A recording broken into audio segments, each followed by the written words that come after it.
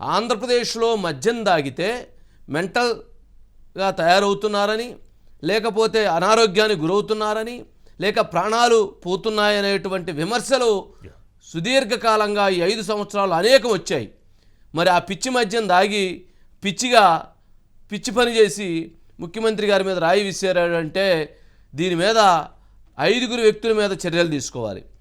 5 వ్యక్తుల మీద ఫస్ట్ చర్యలు తీసుకోవాల్సింది సతీష్ అలియాస్ సత్తి, ఎవరైతే రాయి విసిరాడో అతని మీద తీసుకోవాలి. ఎందుకంటే పిచ్చి మద్యం దాగి ముఖ్యమంత్రి గారి మీద రాయికి 350 రూపాయలు డబ్బులు ఇవ్వనందుకు దాడికి పాల్పడినందుకు ముందు నెంబర్ 1 అతని మీద యువకుడి మీద చర్యలు తీసుకోవాలి. అలాగే నెంబర్ 2, ఎవరైతే క్వార్టర్ సీసా ఇచ్చి 350 రూపాయలు డబ్బులు ఇస్తామని చెప్పి తీసుకొచ్చి డబ్బులు ఇవ్వకుండా వెళ్ళాడో ఆ వ్యక్తి మీద చర్యలు తీసుకోవాలి. నెంబర్ 2. నెంబర్ 3, ఎవరైతే ఈ పిల్లవాడు అసలు ఇలా చెడిపోవటానికి కారణమైనటువంటి ప్రధానమైనటువంటి వ్యక్తి ఎవరు అంటే ముఖ్యమంత్రి జగన్మోహన్ రెడ్డి గారు. ముఖ్యమంత్రి జగన్మోహన్ రెడ్డి గారి మీద కూడా చర్యలు తీసుకోవాలి. ముఖ్యమంత్రి జగన్మోహన్ రెడ్డి గారి మీద చర్యలు ఎందుకు తీసుకోవాలి అంటే యువకులకి ఉపాధి వస్తుంది, ప్రత్యేక హోదా వస్తే ఉపాధి వస్తుందని చెప్పని 1కి 10 సార్లు 100 సార్లు ముఖ్యమంత్రి గారు ప్రతిపక్ష నేతగా ఉన్నప్పుడు చెప్పారు. మెడలు వంచి ప్రత్యేక హోదా తీసుకొస్తాం, ప్రతి ఒక్కరికి ఉద్యోగాలు వస్తాయని చెప్పారు. మరి ఉద్యోగాలు రాలేదు, యువకుడు చదువుకోవటానికి సౌలభ్యత లేదు. కావున యువకుడు చెడిపోయి మద్యానికి అలవాటు పడి 350 రూపాయలు ప్రచార కార్యక్రమాలకు హాజరయ్యాడు అని అంటే అది ముఖ్యమంత్రి గారి వైఫల్యంగా మనం భావించాల్సినటువంటి పరిస్థితి ఏర్పడుతుంది. ప్రత్యేక హోదా కావచ్చు, పోలవరం కావచ్చు, అమరావతి లాంటిది డెవలప్ అయితే ఆ యువకులందరికీ కూడా ఎంప్లాయ్మెంట్ వచ్చిండేది. వాళ్ళు ఈ రకంగా 350 రూపాయలకి క్వార్టర్ సీసాకి ఆ పిచ్చి మద్యం తాగటానికి వచ్చుండేవాళ్ళు కాదు, వాళ్ళ పని వాళ్ళు చేసుకునేటువంటి వాళ్ళు.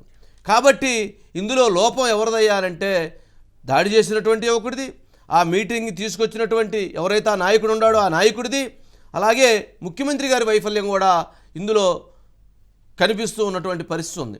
ఒక్క ఛాన్స్ ఇవ్వండి, మీ జీవితాలు మారుస్తానన్నారు, వాళ్ళ జీవితాలు ఈ పిచ్చి మద్యం దాగి ముఖ్యమంత్రి గారి మీద దాడి చేసేటువంటి పరిస్థితికి వచ్చిందంటే నెంబర్ 3.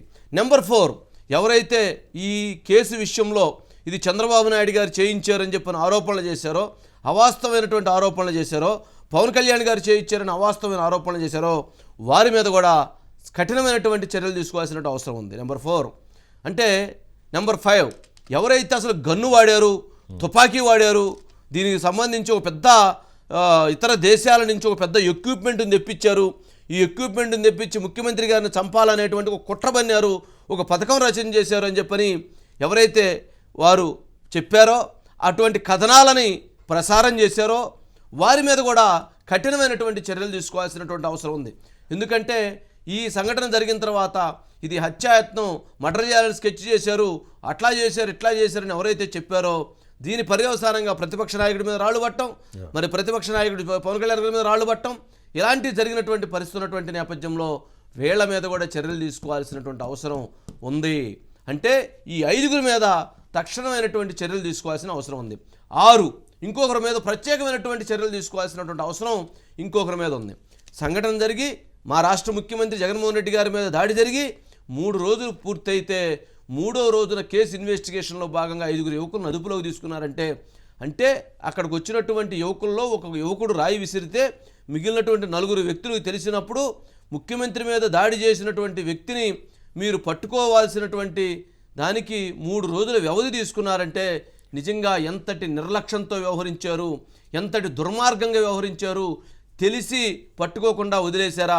ముఖ్యమంత్రి గారికి సింపతి, వైసీపీ పార్టీకి సింపతి క్రియేట్ చేయడం కోసం ఈ కేసు ఇన్వెస్టిగేషన్ త్వరితగతిన తేల్చకుండా ఆపివేశారా, నిలిపివేశారా, ఆపి 3 రోజుల తర్వాత దీన్ని బయటకు తీసుకొచ్చేటువంటి ప్రయత్నం చేశారా అనేటువంటి అనుమానాలకి చెప్పాల్సినటువంటి బాధ్యత, ప్రజానీకానికి చెప్పాల్సినటువంటి బాధ్యత ఎవరైతే డిపార్ట్మెంట్కి ఉంటుంది. 3 రోజులే అండి అక్కడ ఉన్నటువంటి ఒక కుర్రవాడు రాయి విసిరేస్తే పట్టుకోవటానికి. అంటే నిజంగా ఏదైనా ఇన్సిడెంట్ జరిగితే మరి ప్రభుత్వం ఏ రకంగా, డిపార్ట్మెంట్ ఏ రకంగా కేసులు ఇన్వెస్టిగేషన్ చేసేదో అర్థం కానటువంటి పరిస్థితి. మరి ఇంత పబ్లిక్గా ఒక 5 ఉన్నప్పుడు ఒక రాయి వేసాడు అనే సమాచారాన్ని కనుక్కోవడానికి ఎంత టైం పట్టిద్దా?